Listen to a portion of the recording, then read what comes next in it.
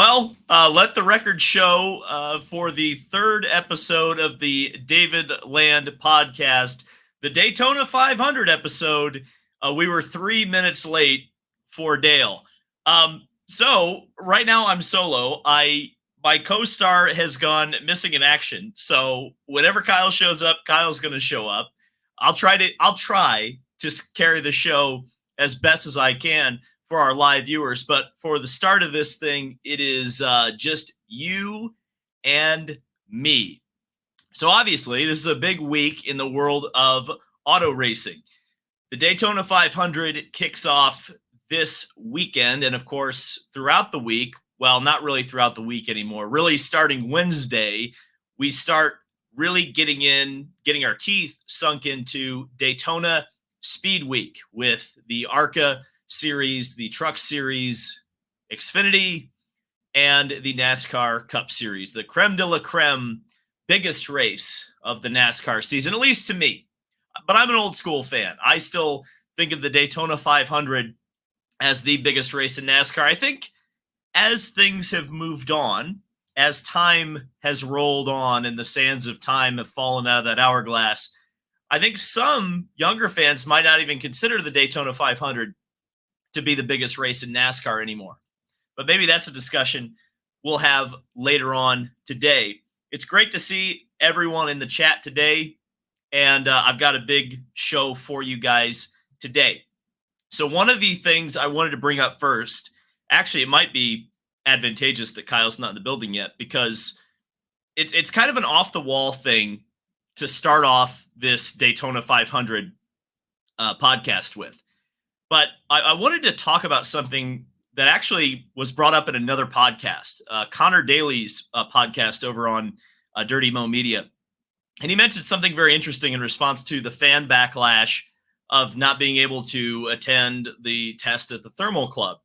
And it was something to the effect of, well, only 2,000 people showed up to Texas anyway. How many people are, willing to show up for an IndyCar race on a regular race weekend, much less a test weekend?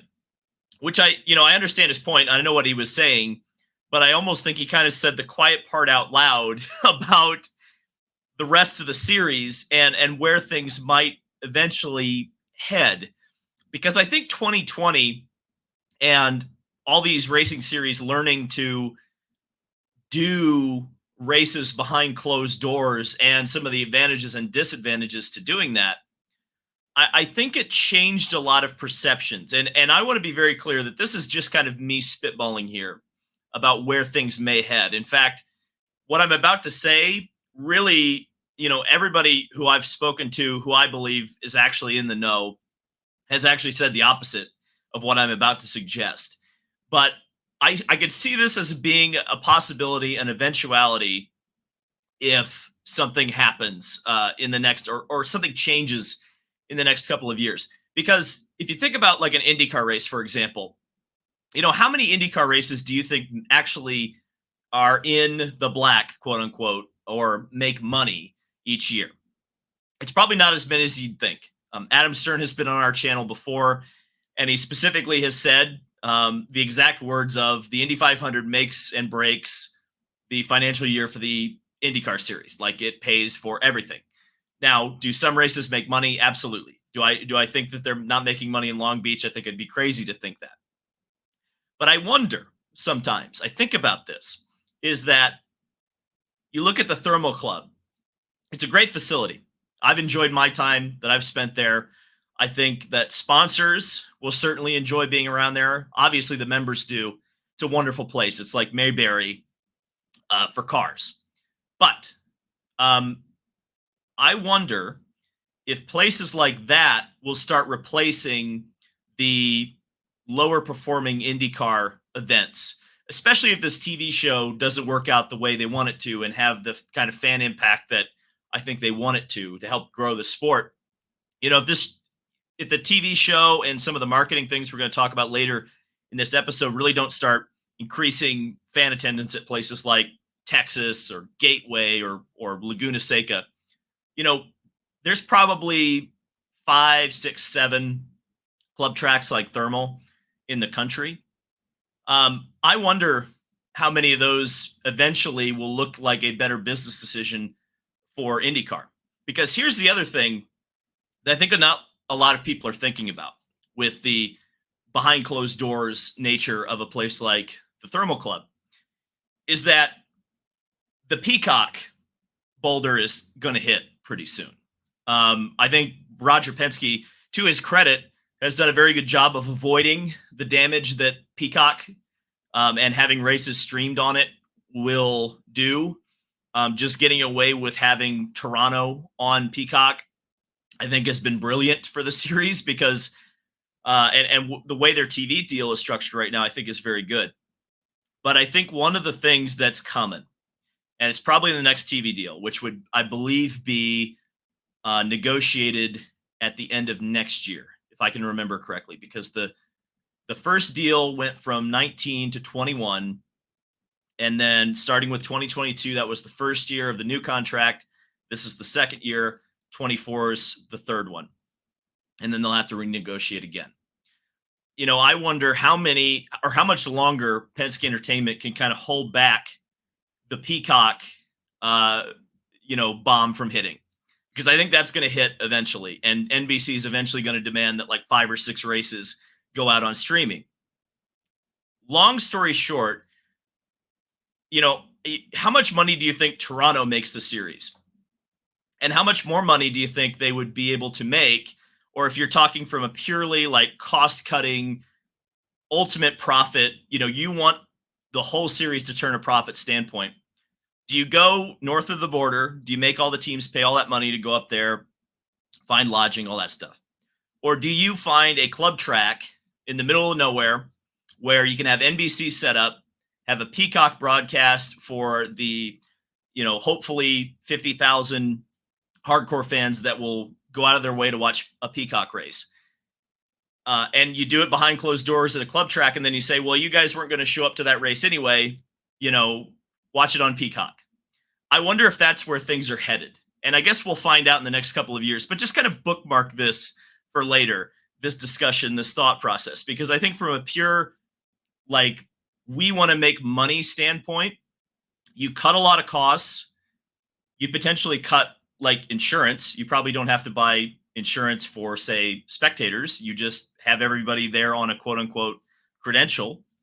And you don't have to bring merchandise trailers or a lot of extra food, especially if it's kind of closer club tracks to a lot of the team's bases in Indianapolis. If there's not a lot of travel involved there, that could be a cost-cutting thing. And of course, a club track would be paying for the series to come. So it's just something I've thought about as we've kind of gone on. I'm probably overthinking things, but you never know.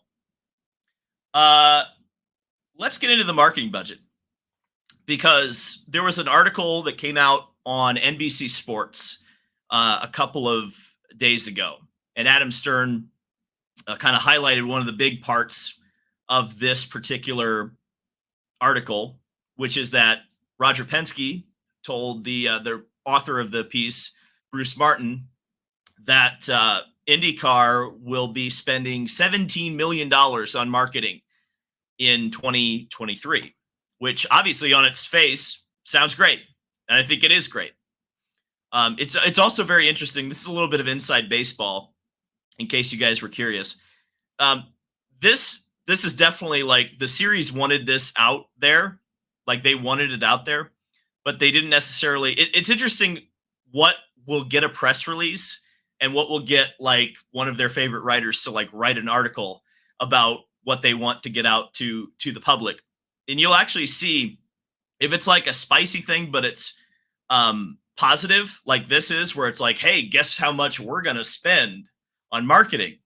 They'll go to NBC and say, hey, broadcast partner, we have this spicy headline for you guys. Do you want to write an article? If it's spicy in a negative way, like you saw with the Iowa ticket prices, they'll go to Forbes, and Forbes will publish that article. It's always interesting to see how that goes. And if once you start seeing that pattern, you can't unsee it. So now all of you watching this stream or listening to the podcast later will not be able to unsee that once you see that pattern establish itself. But $17 million. Now, when I first saw this number, I was a bit skeptical, and not skeptical because I don't think they're spending money, because I think they will.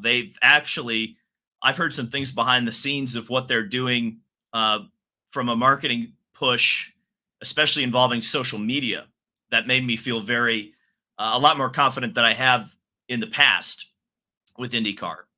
I would expect, from talking to a few people about this, that this is probably going to be a lot of spending in local markets, kind of trying to direct people to go to the racetrack and buy tickets. Because, like I kind of mentioned in the opening monologue, one of the big issues with IndyCar right now, from a fan perspective, is that a lot of racetracks do not look good on TV. And that's been a problem virtually since 1996. Um, but even tracks that traditionally in the past have been full, like Gateway and Texas, you're now seeing, like Connor Daly said, only 2,000 people showing up. So that's a problem. That's a problem for the series. From a purely marketing perspective, I don't think it's a terrible idea to go locally and try to drum up support. I think that's a good idea. I think a lot of it a lot of this budget has to be part of the TV show, whether that's marketing the TV show, whether that's helping fund the TV show. You can't discount that IndyCar is definitely financially invested in making that TV show happen. Exactly how much they're invested in it, I don't personally know. Maybe we'll find out when I get to St. Pete. But there's definitely more happening on the marketing side with IndyCar than has happened in quite a long time. And that's a good thing, I think.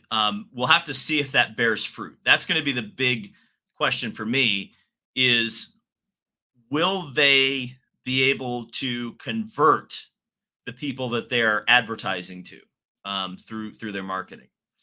And that's going to be the place where the TV show lives or dies, in my opinion, is going to be not so much. I mean, because I think there's people who are going to judge the TV show on two completely separate aspects, and I think that some people are going to get it twisted and not understand like how you judge the TV show, how you should judge a TV show, and the way a lot of people are going to judge the TV show, which is, to me, the TV show is judged solely on, number one, TV ratings, and number two, how many people you can actually get to talk about IndyCar on social media and how many people you can get engaged.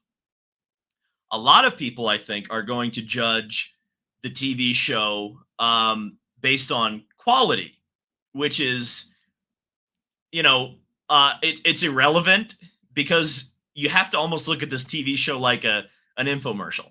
I think a lot of people are going to, because I think a lot of people are going to fall into this trap of, they're going to do the same thing they do with the racing, which is they're going to go, I was entertained by that, therefore this is a flawless product, and I don't understand why no one's watching it. I'm kind of wondering if that's going to be what happens with the TV show. I'm interested to see where that goes. And so I don't want to call it a make or break year from IndyCar's marketing perspective, because I hope it's not a make or break year, honestly. I hope they don't just say, we're committing $17 million 1 year, and if it doesn't work, we're not doing that again. I hope that's not how it goes. But sometimes I'm worried that might be the way it goes. Well, let's get into the Daytona 500 discussion, because the entry list came out for the Daytona 500 today. 42 cars going for 40 spots. Obviously, down from the heyday. It's not the lowest we've ever seen. I believe the lowest, at least in my lifetime that I remember, was 40 cars for was that the 2017 race? It was the year that BK Racing had like a court battle just to get to the racetrack, which they did, and they ended up succeeding, and they ended up filling the field. But it was real touch and go whether they would even have a full field. So at least we'll have 2 cars going home from the Daytona 500. this year. Obviously, we have the 36 charter entries. They're in the show regardless of what happens. The open entries are fairly interesting this year, I think, from especially like a motorsport background diversity standpoint. You have Chandler Smith in the 13 car for Colleague Racing, which is very interesting because Colleague will have two cars or two chartered cars in the field, and then they're going to have the open car for Chandler Smith, which will kind of harken back to those glory days, or I guess they're still in the glory days, aren't they, with Colleague Racing? But the glory days of Colleague Racing, where you have three cars in the field, hopefully we'll all draft together. You would think that car would be one that will race its way in, if not get in on speed. Zane Smith in the 36 car, that's a front row car, if I'm not mistaken. Yes, it is, as I see on the entry list. That's the only open Ford in the field. Again, front row, that's typically a team that shows up at what we used to call the restrictor plate tracks. Connor Daly in the 50 car for the money team. We know about Connor. We know Connor has got the skills. We know Connor has actually really got if you look at the Indy 500 now, it's a lot more similar to the Daytona 500 than it used to be. So I think Connor's got the experience in traffic to potentially race his way in. It's really going to be down to equipment. As we know, that car did race its way in last year in the hands of Kaz Gralla. So I think there's a possibility, though I would say that the open entry list this year is much stronger than it was last year. Austin Hill in the Beard Oil car. That's a wild card because Austin Hill, as we know, is very good on the restrictor plate tracks. And Travis Pastrana in the 67 for the 2311 Racing. That team expanding to three cars for the Daytona 500. Pastrana, as I mentioned, had a top 10. One of his only top 10 finishes in NASCAR was at Daytona in an Xfinity car. So I think that Travis Pastrana is not as much of an outsider as he might look like on paper. I think he even won a dirt late model race like a couple of days ago. So he's definitely, I would not count him out. I'll put it that way. I think the big key with Pastrana is going to be, can he get into the field on speed? I think if the Toyota is not good in the aerodynamics department, I think he might struggle. Because, it's all going to be a crapshoot with as few cars as there are racing, or trying to race their way into the field. You're only, let's say all of the Toyotas that are in the first duel, except for Travis Pastrana. Well, guess what? He's not going to have any drafting help. So you got to hope that the Toyota is slippery through the air, as Bobby Unser would say. And the final open car, obviously a surprise that there is no champions provisional anymore. We know that. But Jimmy Johnson in the Legacy Motorsports car, the third car from that team, the former Richard Petty team. Jimmy, I think, is a very interesting. I'll say this, and I hate to say this, but I just kind of foresee in my mind's eye that Jimmy Johnson is going to, I think he will make the race. I may look really stupid on the internet for saying I think he'll make the race and then he'll miss it. But I think Jimmy will make the race, but I just kind of see like lap 5, Mike Joy goes, crash! And there's Jimmy getting turned by a back marker and spinning down the racetrack and just gets the splitter into the grass, and that'll be the end of the race for Jimmy. So that's kind of what I foresee for Jimmy Johnson. What's interesting is that there actually was a 43rd entry, Finish Line Motorsports Marketing, a Chevrolet number 80. That car was withdrawn over the weekend. So I really, it's interesting because I had not heard much about that team at all. I didn't even know that was really a possibility as an entry. We remember entries from last year, which have not shown up this year, like the Hazeberg team, which at times had as many as 2 cars in the Cup Series last year. None of Carl Long's Motorsport Business Management cars are in the entry list, and no 3F Racing, which who knows? I think that was mostly vaporware, but you never know. We're going to take some thoughts from the chat. Jay Luke says he thinks Jimmy will finish in the top 15. Is Daytona just another race now, says Chad. No New York racing either. That's I almost forgot about Greg Biffle. How about that? Yeah, no, the fact that there's no practice is pretty silly.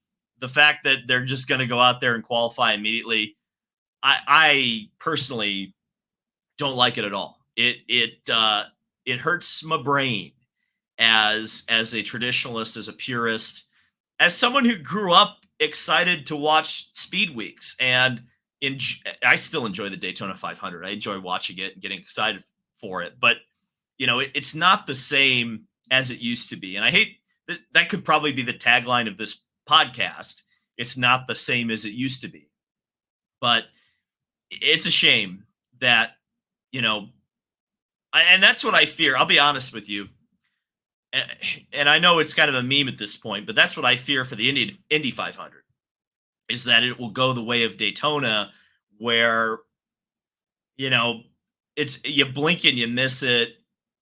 It ultimately doesn't matter much in terms of the championship. There's no real hype or build up. I mean, it's that was kind of my problem with moving the Clash too, was that, you're taken away from Daytona. And I understand, like, I was one of the biggest complainers about the current format or the previous format of the Clash. Like, I don't want to not take any blame for that.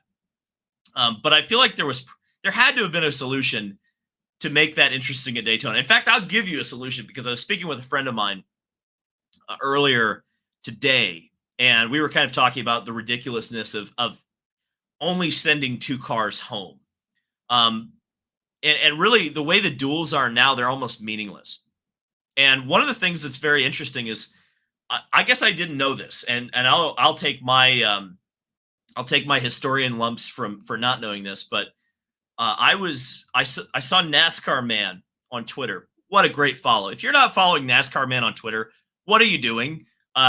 He's probably, Twitter is probably the worst platform ever in the history of social media, but the glowing light on Twitter is NASCAR Man, because he lets us know things about things like a consolidate or a consolation race, which all of the cars that did not make the Daytona 500 raced in a separate race, and they gave out prize money to the cars that showed up.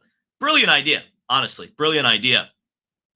But I was kind of thinking along those lines, speaking to a friend of mine about a friend of mine who's in the industry, by the way, involved with one of the teams that will be participating in the Daytona 500, actually. And one of the things I said to him was, like, what we need to do is for the 6 cars that are showing up as the open cars, there should just be a third duel. Like, what I would want to do is have all of the open cars race straight up. Yeah, they can still qualify and whatever, but take away the provision of you qualify on speed or 2 cars qualify on speed. Get rid of that. The qualification for the Daytona 500 for those cars, in my opinion, should be, when they go around Daytona on speed, that just sets the grid for the open race. And you have a 6-car race, and those 6 cars race for, 20 laps, and that's the first duel. And then you have you take the top 4 finishers, whoever they are, in duel 1, and you run them into the pits, and you fuel them up, you put tires on them, and then you put them in the duel that they should be in, and then you send them out, and then they go race for qualifying position. So essentially, you have 3 duels. You have the first duel, which is the actual qualifying race, and then you have the 2 other duels to actually set the field. That's how I would fix it. And that would almost make up for the lack of having a clash, in my opinion. That would be what I would do. And then you would have extra racing, extra track time at Daytona, and more time for those open cars to get track time. And I think that would probably be the most exciting race of the weekend. That's my idea. Oh, we have a guest. Look, it's Kyle. Hi, Kyle. Hold on. Uh-oh. We're holding on. He can't hear me. Everybody F in the chat for Kyle. Blow the chat up. I have no... Uh-oh. Okay, now I got speakers. I lost We're speakers. doing it live. All right, I'm here. You got me? Okay. Yeah, we copy 10-4. Kyle, where have you been? For some reason, I thought it was 8:30. I was caught slacking. Oh boy. Oh, that's a problem. Well, we have been we have been talking about the Daytona 500, or I have been talking. There is no we. So I don't know how much you've heard about that last rant, but how do you feel about the idea? I'll put it this way. I'll ask this question to you, Kyle. Is it dated that there is still like duels in the sense that all the cars race in the duel that really only qualifies like four cars for the race, or two cars really, because there's two only that qualify on speed?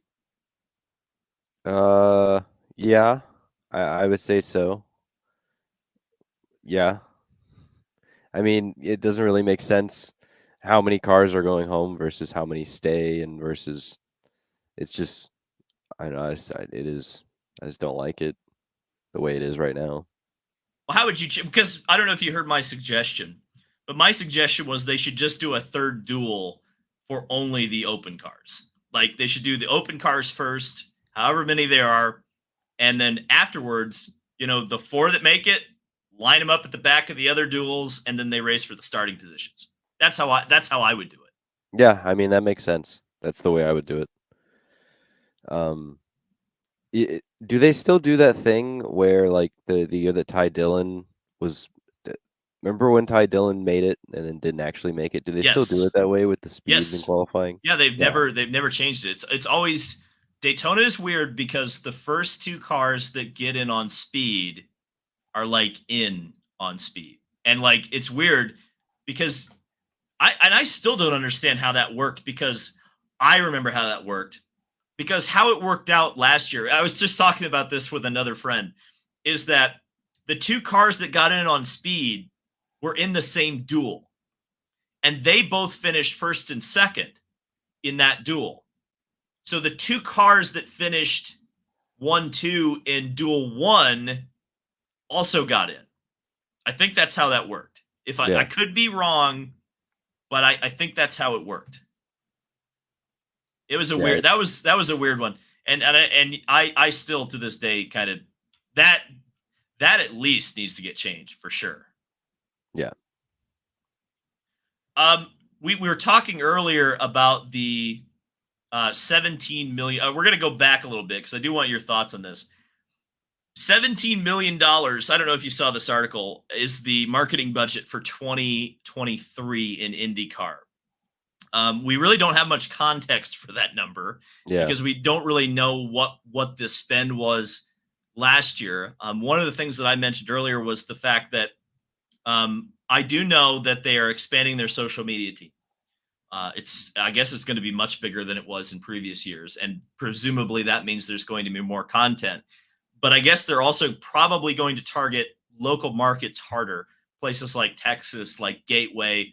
And then there's got to be some money going into that TV show.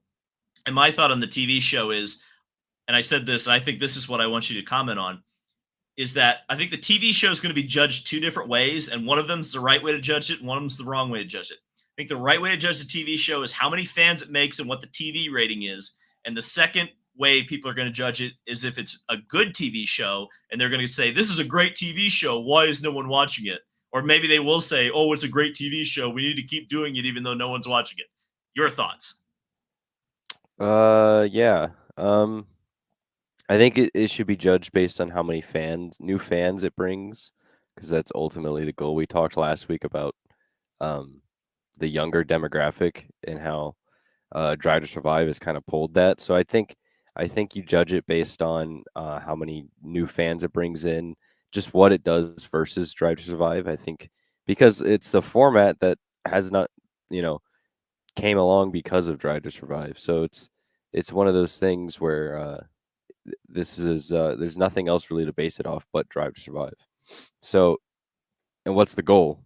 To bring in new fans. So, of course, that's what it needs to be judged on. Uh, Other than that, like you said, like the having not knowing what the marketing spend was, um, And it's honestly interesting that we actually know the marketing budget, or have an idea of what it is, That was an because exact quote usually, from Roger Penske. yeah, and Like that's usually Roger something said that we never hear that. about. So who knows? Maybe he's just flexing, uh, just to give hope. Well, I think But he's trying to shut people up. yeah, because the number's never been thrown out there, so that's interesting to me. And yeah, we'll just have to wait and see what happens if anything changes. Roger has not been afraid of throwing numbers out there. He's the one who started talking about how big the crowd actually is at the Indy 500. Yeah. Like that was a rule for the longest time that they never talked about that. And then he's just like, "Oh yeah, it's 250,000 seats." It's like, okay. All right, let's go back to the Daytona 500 because I'm assuming you've seen the entry list. Yep.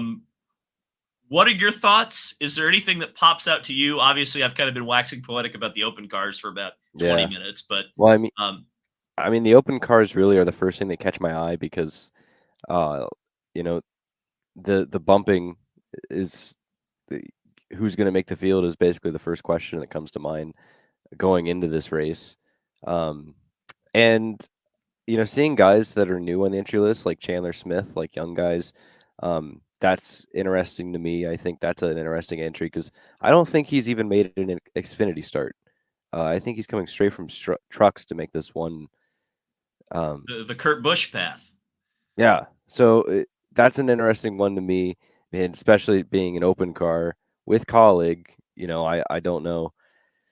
Uh, that's a good super speedway program, and it's an open car. Is Chandler Smith going to squeak in? I just try to think of two cars that aren't going to make it. That's really what I look at when I see the entry list. And then obviously names like Jimmy Johnson and Travis Pastrana. That's absolutely insane to see on the entry list. Oh, I've Connor's going to be mad at you when he sees you in St. Pete. Yeah, Connor that's awesome too. Everybody's expecting the IndyCar crossover to be Elio this year, but I'm glad that it's Connor. Seeing that he also has seven Cup starts as well this year, it's kind of crazy. I think, I was thinking about it. I was like, why isn't he doing the double? But I guess I thought about it and I was like, if I was in his position, I'd wait until I win the 500 too. Yeah. I Because imagine that's probably the reason. well, that's the thing too. If Connor wins the 500, that the party's going to go all night into the next day and into the next day. He ain't going to want to do 600 miles if he wins 500. And maybe if he wins it, then after that, maybe we'll see the double. Yeah, I would think so. But we're definitely getting ahead of ourselves on that one. Is that your formal prediction for the Indy 500? That Connor? No, I'm just kidding. Is there anything? Is Daytona just another race? Has it become another race? Because that was a question that was posed in the chat, and it's something we've kind of hinted at a couple of times on this podcast, talking about Daytona and really with the context of now the Clash being in Los Angeles, with so little practice now, with going straight into qualifying, the duels not meaning too much. They still mean something, thank God, this year, but it even Speed Weeks is much shorter now. Like the ARCA race is on Saturday. Yeah. Like, ugh. Yeah. Well, it is weird. I didn't believe it when I heard that Connor Daly said that the first time he's going to be in the car on track is during qualifying. But it's true. Like the first time the Cup cars are on track is qualifying. It's honestly kind of ridiculous. I hate it. What it's become. I remember back in my day, you had speed weeks when the cars were just going around a primer, and that's when the season began. You saw that on TV. You got to see at least maybe if you were lucky as a kid, you'd see some paint schemes on track that were new in preseason Thunder, and you'd see the new numbers, the drivers, the new teams, and that's really when it started. And then Budweiser Shootout was the night race where Kyle Busch wrecked and then won, and then you had the Gatorade duels or the twin 150s, and on Thursday, and that was always, and then the truck race and the Xfinity race was a part of it. Like it still is, but if the ARCA race is also on Saturday, then it's kind of weird. But then you almost know it's going to rain on Sunday, and it's just the whole thing just feels kind of sad. Well, there's a reason that it's called the Daytona 500 and not the 500. So I looked at the rate. I haven't looked at the weather recently. At least the last time I checked, it looked like Sunday was clear. I think the only day that's actually a worry was Thursday. In fact, let's look it up. We're going to look up a live weather report here. As isn't the we're qualifying on Thursday as well, No, or is it's that on Wednesday? Wednesday. Okay. Friday. Yeah. Friday is the potential rain day, and really, it's only a high of 37%. So if it rains on Thursday and the duels get washed and it just goes off of who goes home? It would be it would be the four fastest cars. I think. I don't think that's ever happened where the duels got rained out. In fact, I think they've done the duels. I feel like the duels have been delayed before. I could be wrong, but I think they did them because they used to do them at night, or they still do them. And there was one year where the duels were supposed to happen in the night. It rained, and then they did them in the day. Am I remembering that correctly? I have no idea. I don't know. The local on the 8s is what we were doing right there. Yeah, it is. It isn't even speed week It's speed half a week. Speed days. Speed days. Well, and that's why you get back to the thing of like how much. I mean, because like what's different? The only thing that is different about this weekend versus another Cup weekend are the duels. That's it, right? Yeah. Oof. I mean, how many races are we qualifying at now? Legitimately, is it all of them now? It's not. Or do they qualify at every race? I don't. I actually don't remember that. I feel like they did have like an abbreviated practice and qualifying at most of the races last year. Don't they do the thing now where it's like 20 minutes of practice and then like qualifying session? Oh, it's almost nothing. Yeah, there's qualifying everywhere. You know why we don't remember? You know why we don't know that? It's because it's always on FS2. That's why we don't remember that. Yeah. If it's on FS2, it's not happening. That's how I feel about that. So any predictions for the race itself? I mean, it's so hard to predict. And that's the big thing, like when we're talking about the Daytona 500. But at the same time, it seems like the drivers who win the Daytona 500 are not exactly unexpected. It's very rare when you have a David Reagan. Well, he almost won it the year I'm thinking of. A Trevor Bayne example. Like, it's just not very often. So it's usually the guys like Logano or I mean Chase Elliott's due, isn't he? Yeah, I mean it's surprising he hasn't. I mean, I saw this argument on Twitter, and I have to say I saw somebody talk about Trevor Bayne being the most random Daytona 500 winner, and everybody in the comments was saying it was Michael McDowell. Well, Michael McDowell was too good to be unexpected or he probably should have won one of these things eventually. Austin Cindric comes to mind last year because I honestly did not expect him to win. He was fast his first year, though. Like, he was up there the first year he ran in the Verizon car. I remember. I mean, he was fast enough to be in the wreck. And yes, Derek Cope is the randomest Daytona 500 winner, as the chat is reminding you, Kyle. Also, Pete Hamilton would be the other one I would say. Derek Cope and Pete Hamilton. Trevor Bayne still on I think on his second ever Cup start. Like, are you kidding me? Well, it was unexpected. It wasn't random. Like I feel like Trevor Bayne, although he did not win, he didn't win another Cup race, did he? No. But there were races where Trevor Bayne was close. Yeah. Like, I don't think Derek Cope was. So he kept getting wrecked. Was never his fault. I will stand by that. Happy birthday, Trevor Bayne, 21 years old. He was 20. There's a big debate in the comments now about who the most random winner was. Some people are arguing Michael Waltrip. How do you feel about that? The second one, yes. The fact that he has two, I was thinking about the other day as being random. Well, that was a rain. It was a rain. You know, the one, but then the second win, it's like, wow, yeah, he won two of those. Even though it was rain, he won two of those. The 2003 Daytona 500, extremely forgettable. Even as a kid watching that race, it was forgettable. David, what is your, and without giving me the answer that you give every single time, what's the most unforgettable, the most forgettable Daytona 500. Which one Ooh, do you usually say? Don't you usually say like 2002? Whichever no. one. 2002 was very memorable. Very memorable. Don't you 2002. hate the one that Ward Wharton wins or something? No. I don't hate that one. I don't know who you think. No, I don't. I was mad at it because I was a Jeff Gordon fan and Sterling Marlin wrecked him. But he got his comeuppance when he got out of the car and started pulling on the fender, and we got the we can't do that. No, 2002 was not bad. 2002 was not a bad Daytona 500. 2013 is the worst one. It's worse than 2000, and I will stand by that until my dying breath. Because the 2000 race, at least the track's worn out and cars could pass each other on their own. I mean, it wasn't easy, and that certainly is what they course corrected on for 2001. But like 2000, the 2000 Daytona 500 to me is like the cars look good, the cars sound good. I don't know. It was classic NASCAR. The 2013 race is a train and it's boring, and Darrell Waltrip can't stop yapping about Danica. So no, that would Dance be. games aren't even that good. Oh, for sure. Yeah, that was probably the bottom of the barrel for paint schemes for sure.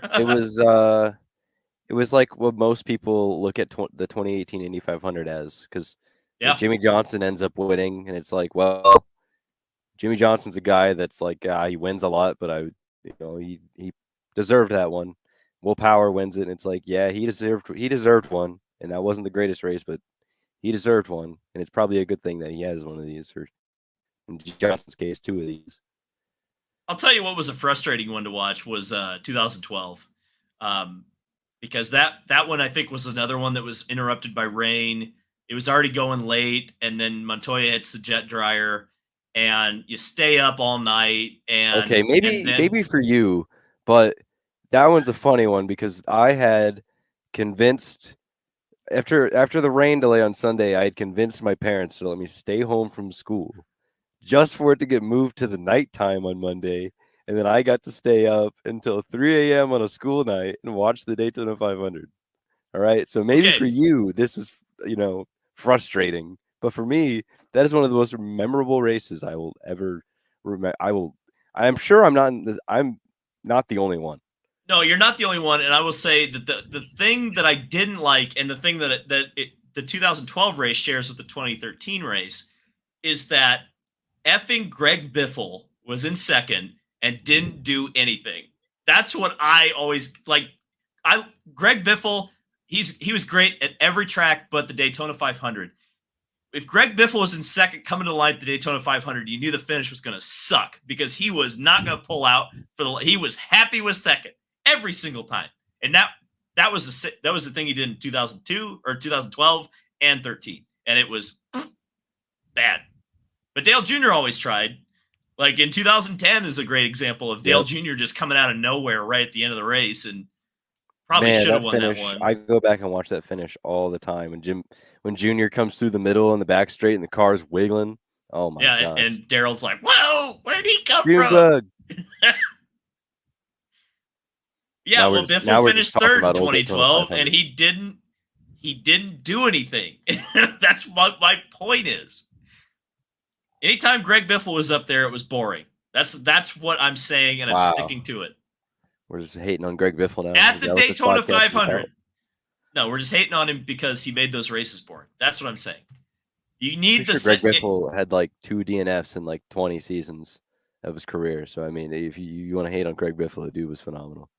Listen, it was cool that one year where Greg Biffle was like a lap ahead at Talladega on fuel mileage, and then he didn't. Why are we talking about Talladega? I'm not going to stand for your Greg Biffle slander, David. That's why. That's a problem. So let's just acknowledge what we've done here. Did you notice how we lit up when we started talking about the old days? Yes. Do you know what we're not excited about? You know what we're not talking about? I'm not excited about it because I have to work, all right? I'm going to miss it. Well, now, I can understand that. The Daytona 500, we talked about if it was just a race, and it feels like it, but at the same time, I know all of us, and I wish I could if I wasn't out here in Florida grinding away. working. You're in When Florida, but let's just acknowledge this. Kyle is in Florida right now. Kyle will be in Florida this entire week. He will not be able to go to Daytona. Outside this window to the left of me is the turns 1 and 2 banking of the Homestead Miami Speedway. So I am literally at the wrong racetrack. All right. If you don't film a TikTok ripping off Michael Waltrip, you need to find a way to get into the actual speedway at like dawn and film something like you just need to do it. You have to, and then upload it on race morning. You'll get so much Twitter clout. You already got NASCAR man to follow you, but I'm sure someone else famous will follow you out of that. That's for sure. That's a great idea. Now everybody knows about the idea, so it won't be a surprise. Thank you. Only those of you who tune into the David Land podcast will know this. So just keep the secret. Everyone here, I'm holding you to it. Keep the secret. But when he posts it, retweet it. And it's going to be our little inside joke. They're going to be like, wow, this like Twitter's algorithm is going to go crazy. We're going to make Kyle go viral. And then Kyle will be the star of the show. We'll have to change it to the Kyle Cuthbertson podcast. Yeah, but, the chat's shushing. Very But I think we'll all wake up on Sunday morning excited for a race. We'll all tune into race day, which is not as cool as it used to be. No, like it everything sucks. else. And man, that gets my brain going now again. You remember when you used to go to the racetrack and they had the race day booth where you could watch it in the fan zone? You could write up, you put like a note on one of the little signs and hold it up, and it got you like a Home Depot hard hat for standing around. Man, well, here's something that I was watching the Super Bowl this weekend. It gave me a really great thing to get boomer raged on, which is like the Super Bowl coverage. While it is extremely extra and probably like the NFL Network went on for 8 hours, I only watched about an hour of pre-game coverage from NFL Network, but like they were doing everything that like racing coverage doesn't do. Like they were telling stories about the players.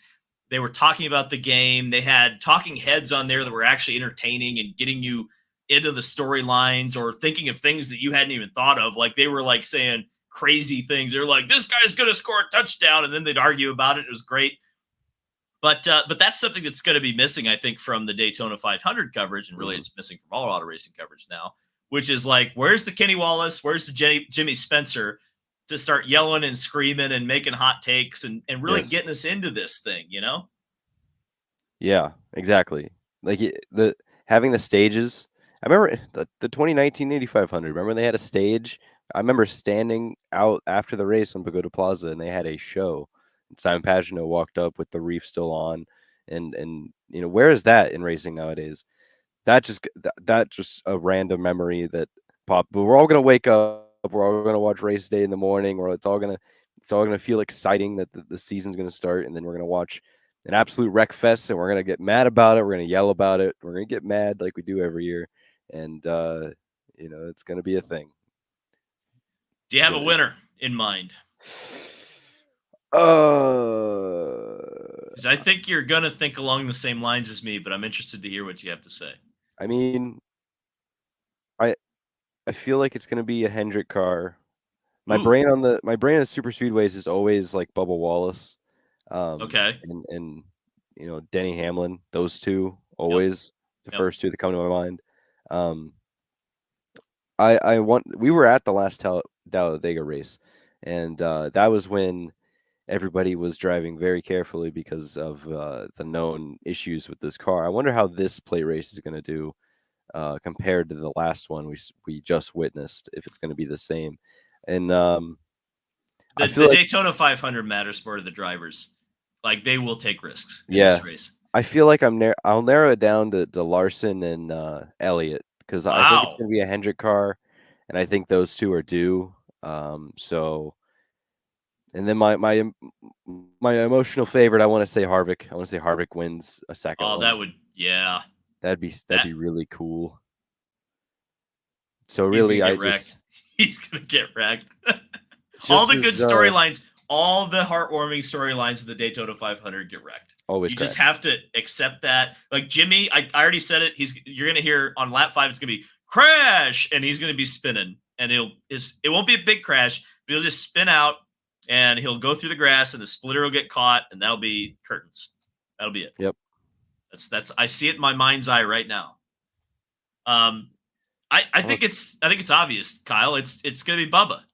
I honestly think it's Bubba Wallace. I mean, Yeah, he was how far away last year with a broken fender, which was probably how much drag. yeah, yeah, Um, I think he has to survive, which he does do in the plate races. It's very rare, actually, that Bubba Wallace gets caught up in the big one.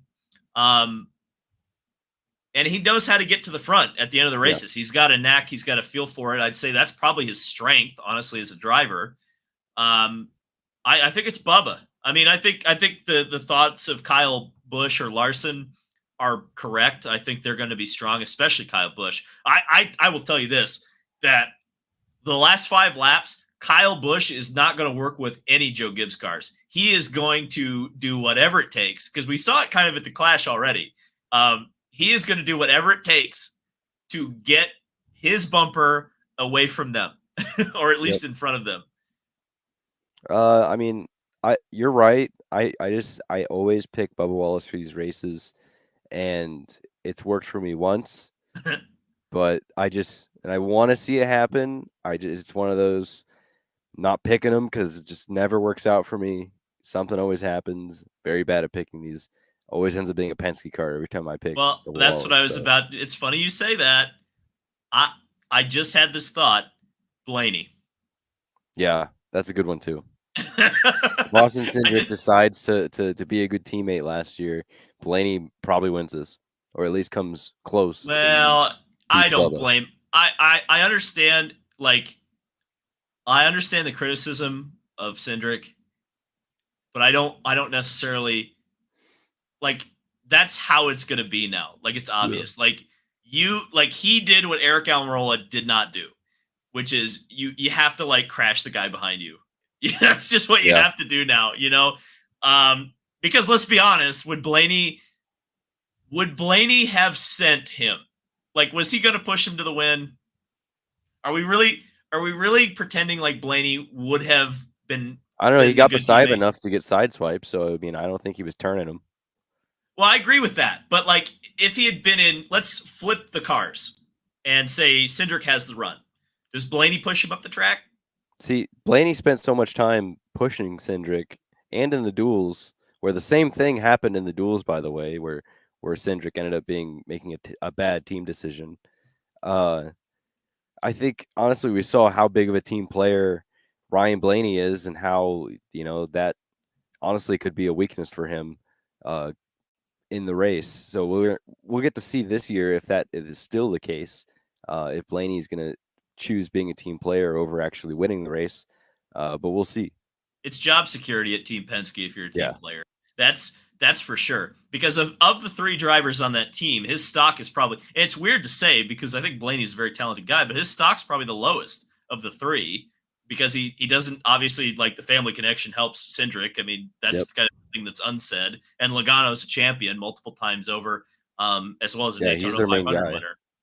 Yeah. So, he would be the guy that if he made a decision like that and it turned out badly, like, he would get reamed out for it, I'm sure. So that's kind of well, Austin Dillon would be the other one I would think, Yeah, just kind of in my head. you can't just not bring him up because he won the last time we were at Daytona, and as we've seen, that's his second plate win.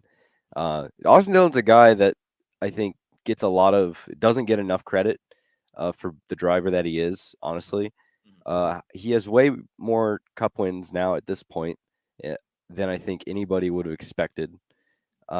He was one of the guys that came in the years like 2016, 17 when him and then Stenhouse came in from the Nationwide Series from being really good. I guess Chris Buescher would be in that category as well, in that same kind of driver pool, and he has way more wins than Ricky Stenhouse, the guy that won 2 championships. So I mean, he does not get enough credit, and he is definitely a guy that can do it for sure.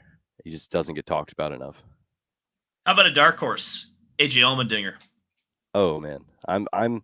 He doesn't like these tracks, but he's going to be up front. And he's going to Yep. cause chaos. He's going to have he's going to have he's going to be a dark horse all season, and he's going to get a few wins, and he might be even on ovals where we won't expect him. So I'm very excited for the return of AJ to the Cup Series. There's going to be a lot of guys who cause chaos. Yes, That's for sure. Michael McDowell. Yeah. Ross Like Todd Chastain. Gilliland, Zane Smith. Yeah, Ross Chastain. AJ. Cindric. Gonna be. Suarez could be good if he can stay alive. That's something I don't He think he's very always good gets at. crashed. He Yeah. always gets crashed. I don't think he's at. Has he finished one yet? Is he finished the Daytona 500? I don't think he has. I could be wrong about that, but I think another dark horse could be Ryan Preece. And it's not. I'm not just interested in seeing him at the Daytona 500. I think more throughout the season as well. I honestly think he could get a few wins this season if he can run as good as he did at the Clash. He's gonna win Martinsville by a lap the field at Martinsville. Like I was watching, like at the Clash, watching that, I just thought about the fact, in that 41 car. When's the last time we saw that car running up front the way it was, and would it have been running up front like that if Cole Custer were still in the car? So I mean, Ryan Preece really already in one race showed up and showed out. So and he was pretty good on plate tracks before in his Cup starts. So I mean, he should be there at the end, honestly. A lot of stories to talk about this year. Looking forward to discussing it with you at the end of next week. Believe it or not, we're going to have a Daytona 500 to talk about in the next episode. All right, Kyle, you want to get me in trouble? Sure. Here we go. I've had a few ideas on this all week. I always come up with them, and I have really good ones, and I'm too stupid to write them down. You should write down when the show starts too while you're at it. Yeah, I should. Hey, this is the first one I've done while I'm on the road. Cut me a break.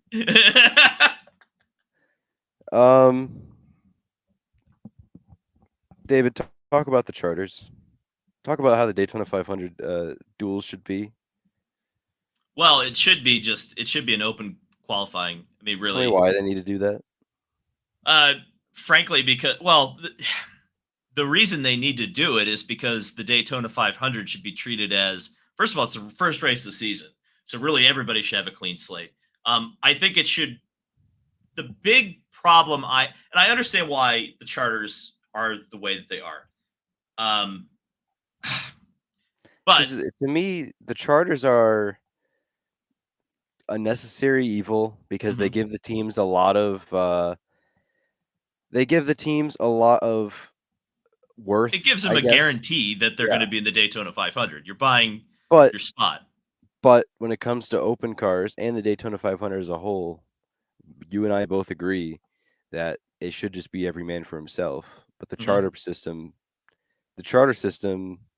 kind of gets rid of that. But the charter system is a good thing, but it just leads to a bad thing. No, it's not a good thing. In trouble.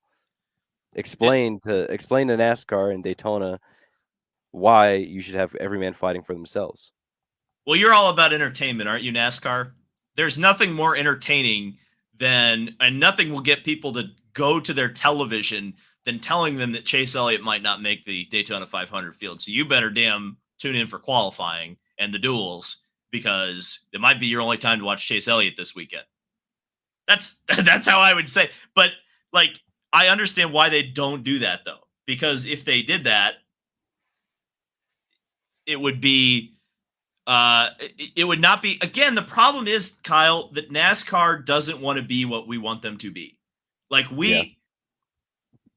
The reason that I think we fight so hard, and I know you're a big advocate on the dirt side of things, for events like the Chili Bowl, the Indianapolis 500, and so many different open wheel sprint car races, so you can't even count how many actually are races that you need to qualify. The Knoxville Nationals is a great example of that. There are great races that you have to qualify for, and qualifications does not mean setting your starting position. That's not what the word means, as much as people want to keep changing it. So to me, I think you should qualify for the Daytona 500. Honestly, big races shouldn't even count for points. That would be how I would solve the problem. Yeah. And, if I wouldn't count it against a team, I'd give them last place points or whatever. But, there's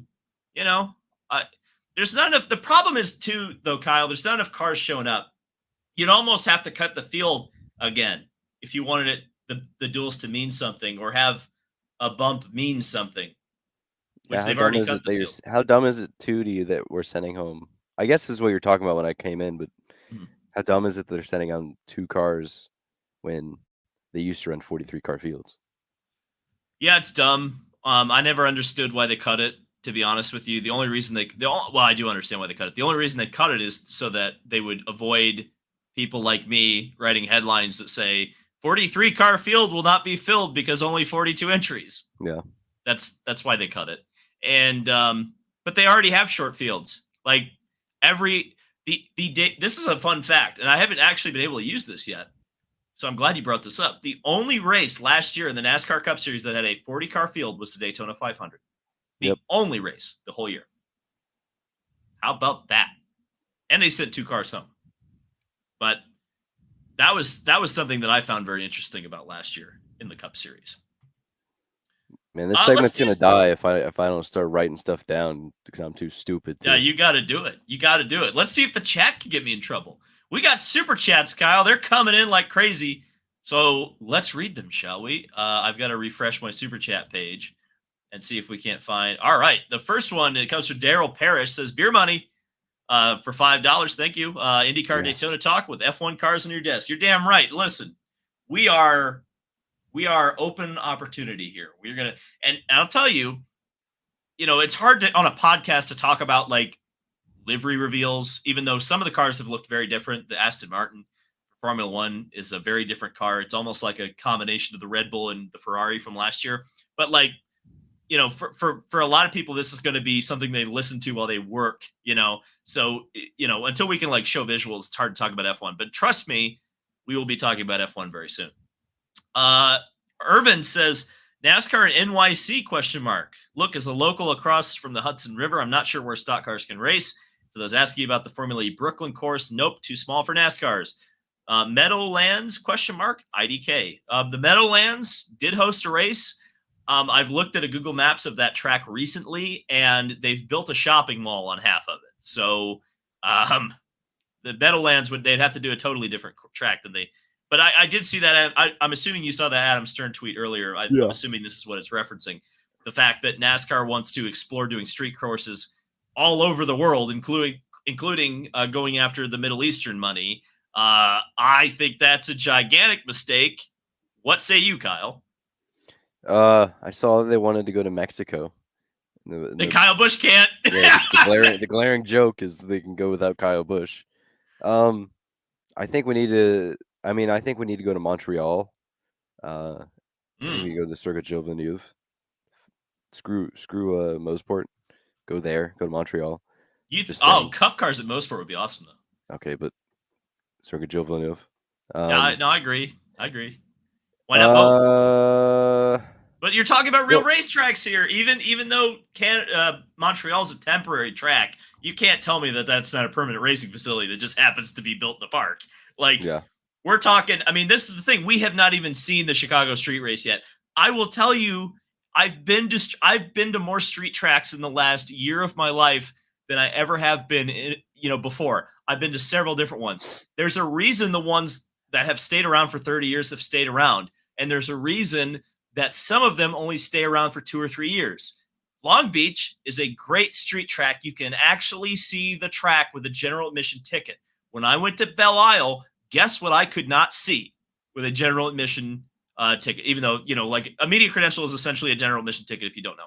You get in the media center, but you can't like go into grandstands that other people have obviously paid $80 for. So like when you're at Belle Isle, which is now a street track that no longer exists, so I can talk crap about it without worrying about them yanking my creds, like you couldn't see anything.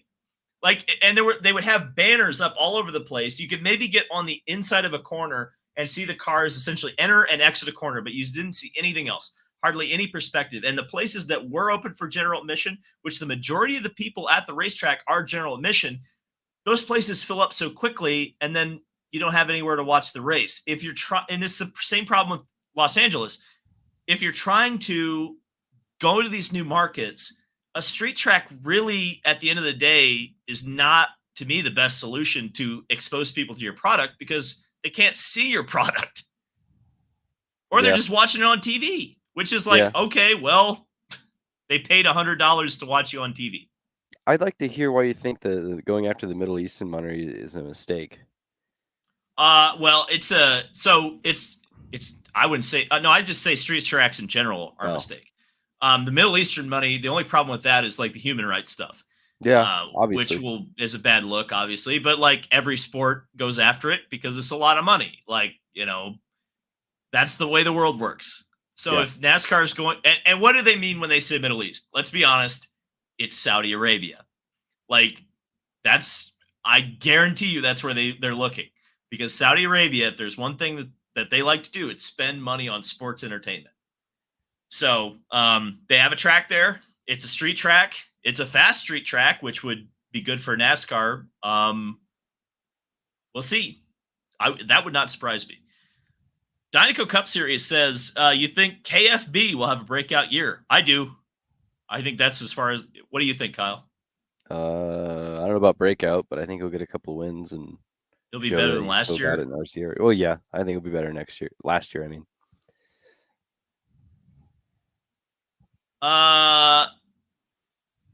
The live fan panel at the Rolex 24 that you crashed with the energy drink. Could that happen at other races? Because it feels like something that can only happen at a race weekend. Well, I didn't do a fan panel at the Rolex Guitars. That what I was doing there was a live podcast that the Garage Guys were doing. That wasn't a fan panel, though. I suppose we could do that. But that was not what that was. That was quite a controversy. That Nick says to check my Twitter DMs. Yeah, I'll get right on that, I guess. Are Mercedes, Ferrari, and Red Bull secured Daytona 500 starts with their F1 charters, says Taurus. I don't know. Is Andretti allowed to enter the Daytona 500? Do they have enough magical super points? They have to pay to dilute for the pie for the teams. Oh, geez. Well, that is all the super chats. What do we think here? Daytona 500. We're a little bit doomer about it. We've been doomer this stream, Kyle. It's a problem. Or this pod. It's a stream, but it's also a podcast. It's a smodcast. I don't know. So who do we think's winning? Who do we think's going home? You know what? I'm going to rescind Bubba. I think I would like to see Bubba win it. I think he could win it. But I'm going to have to say Blaney. I think Blaney wins it. I think I got to get up the. Okay. Who goes home? I think it's. I hate to say it, but I think it's Connor. And I think it's Austin Hill. I think those are the two that go home. I think those are the two I wouldn't say want to see go home. Definitely not Connor, but I think we all want to see Jimmy and Pastrana make it is the thing. Pastrana is going to be Ryan Steffi with the $1 and Taurus with 2 for you two. Who will cause the first big one, says Taurus. That was a super chat. So the first big one, I would say Ross Chastain. No, he'll be the last one. He's smart enough to at least you know what? No. Well, did he Ricky cause it Stenhouse. last year? I was going to say Christopher Bell. Ricky Stenhouse. Okay, we'll see. Maybe. I mean, I feel like at some point, Christopher Bell or Ricky Stenhouse is going to win it. Yeah. I think. Yeah, but doesn't mean, as we've seen with Ricky Stenhouse, doesn't matter. If he wrecks someone, he's going to win it. He could cause the big one. I think that's a very good. Well, Steve says Austin Hill is practically a lock to win on plate tracks and Xfinity and trucks. No way he doesn't race in. I would say he will get dumped. That's kind of my logic there. Yeah. That's because I think Gregson's a really good driver on the plate tracks, and he got wrecked one year. Yeah. In the Beard car. Like that's the thing. With the duels, you have to realize that the two fast guys are probably going to wreck each other. So you're looking at third, who's going to be the one who gets in. And so that's really Connor. I think for Connor, that's how he will get in. Is like, unless he gets in on speed. I mean, if they just come out and they're just blazing fast, he's in. But I think Connor's strategy is going to be try to stay on the lead lap, or at least stay on the same lap as the guys you're racing, and hope they wreck each other.